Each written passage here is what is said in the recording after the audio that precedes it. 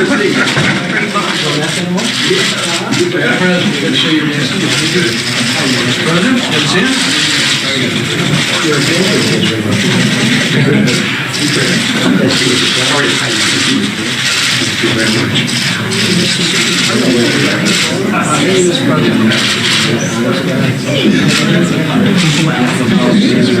good. Thank you very much. That's President.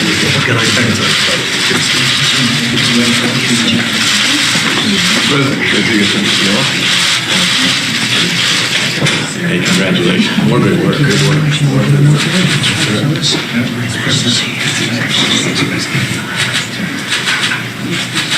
All right, nice to see you. Yes. Good to see you. Nice to see you. Good to see you, sir. Nice to see you. Hello, everybody. Thank you very much for being here. Appreciate it. And thank you very much, everybody. I'm grateful to be here today with members of the House and Senate who have poured their time, and they really have their heart and energy into the crucial issue of prison reform. A very respected man, Chairman Chuck Grassley, and my friend, where's Chuck? Chuck, thank you, Chuck, very much. Worked hard on this. And Bob Goodlatte. I saw Bob here. Thank you, Bob. Great job. Senators Lindsey Graham, Mike Lee, Tim Scott, Rand Paul, and Doug Collins. Fantastic people who've worked so hard, and we appreciate very much what you've done. I really do. Thank you all very much. Working together with my administration over the last 2 years, these members have reached a bipartisan agreement. Did I hear the word bipartisan? There you go. Did I hear that word? That's a nice word. Bipartisan agreement on prison reform legislation known as the first step. And that's what it is. It's a first step, but it's a very big first step. Today, I'm thrilled to announce my support for this bipartisan bill that will make our community safer and give former inmates a second chance at life after they have served their time. So important. And I have to tell you, I was called when I announced and when we all announced together this news conference by some of the toughest, strongest law enforcement people, including politicians, by the way, who are so in favor of it. And I was actually surprised by some, like as an example, Mike Lee and Rand Paul and others. Now it's got tremendous support at every level. It's really great. And we're all better off when former inmates can receive and re-enter society as law-abiding, productive citizens. And thanks to our booming economy, they now have a chance at more opportunities than they've ever had before. It is true. Our economy is so strong that when people are getting out of jail, they're actually able to find jobs. And I have 3 instances of companies that hired people coming out of prison, and they are so thrilled by the performance of these people. And now they're doing it more and more and more. And a lot of people are saying this. It's great. They wouldn't have had the opportunity, frankly, except for the fact that the economy is so strong. And our job market is the lowest and best it's been in over 50 years and seems to be getting even better. Our pledge to hire American includes those leaving prison and looking for a very fresh start, new job, new life. The legislation I'm supporting today contains many significant reforms, including the following. First, it will provide new incentives for low-risk inmates to learn the skills they need to find employment, avoid old habits, and follow the law when they're released from prison. These incentives will encourage them to participate in vocational training, educational coursework, and faith-based programs. And I want to thank Paula White very much, because I know you very much wanted that. Thank you, Paula.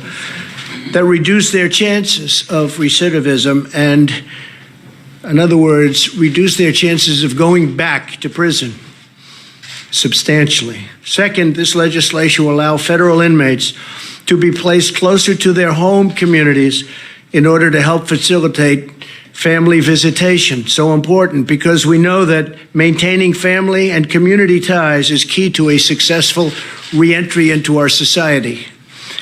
Third, the bill includes reasonable sentencing reforms while keeping dangerous and violent criminals off our streets. In many respects, we're getting very much tougher on the truly bad criminals, of which, unfortunately, there are many. But we're treating people differently for different crimes. Some people got caught up in situations that were very bad. I give an example of Mrs. Alice Johnson, who served 21 years, and she had, I think, another 25 or so to go.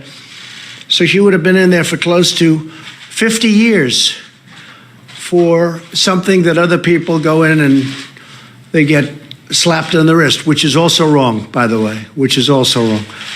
But I'll never forget the scene of her coming out of prison after 21 years and greeting her family, and everybody was crying. Her sons, her grandsons, everybody was crying and hugging and holding each other. It was a beautiful thing to see. It was a very tough situation. Among other changes, it rolls back some of the provisions of the Clinton crime law that disproportionately harmed the African American community. And you all saw that, and you all know that. Everybody in this room knows that. It was very disproportionate and very unfair. Throughout this process, my administration has worked closely with law enforcement. Their backing has ensured that this legislation remains tough on crime. It's got to remain very tough on crime, and supports the tremendous work of our police and the tremendous job that law enforcement does throughout our country, our communities. They do an incredible job. We have great respect for law enforcement. We're honored that 7 of the major police organizations, including the Fraternal Order of Police and the International Association of Police Chiefs, have fully endorsed this bill. We could not have gotten here without the support and feedback of law enforcement, and its leaders are here today, 2 of them, especially Chuck Canterbury of FOP and Chief Paul Sell of IACP. Thank you very much. Thank you very much. I appreciate that very much.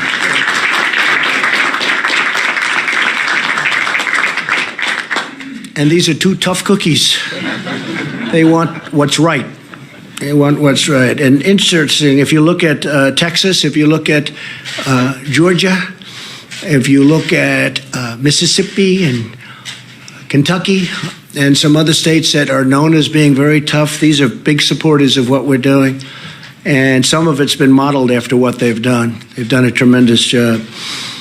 My administration will always support the incredible men and women of law enforcement, and we will continue to pursue policies that help the heroes who keep us safe. They are truly heroes. We also thank the more than 2,000 leaders in the faith community who have signed a letter of support.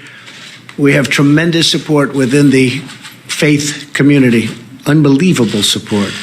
Americans from across the political spectrum can unite around prison reform legislation that will reduce crime while giving our fellow citizens a chance at redemption. So if something happens and they make a mistake, they get a second chance at life. Today's announcement shows that true bipartisanship is possible, and maybe it'll be thriving if we're going to get something done. When Republicans and Democrats talk, debate, and seek common ground, we can achieve breakthroughs that move our country forward and deliver for our citizens. And that's what we're doing today, and I have great respect for the people standing alongside of me. I urge lawmakers in both House and Senate to work hard and to act quickly and send a final bill to my desk, and I look very much forward to signing it. This is a big breakthrough for a lot of people. They've been talking about this for many, many years. I want to thank Jared Kushner for working so hard on the bill. Thank you, Jared.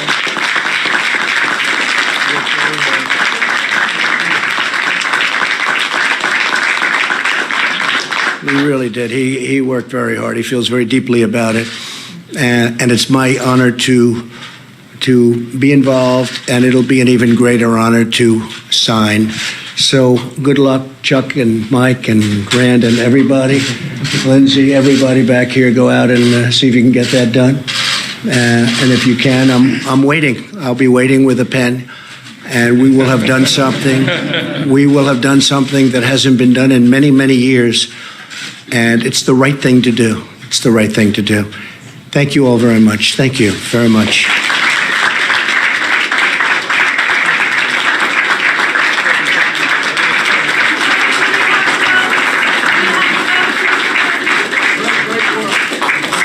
Mr. President, do you have the votes? Mr. President, are you going to fire Mira Ricardel?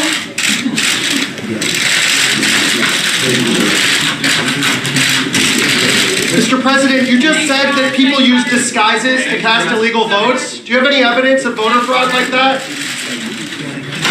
you have any evidence of people doing voter fraud?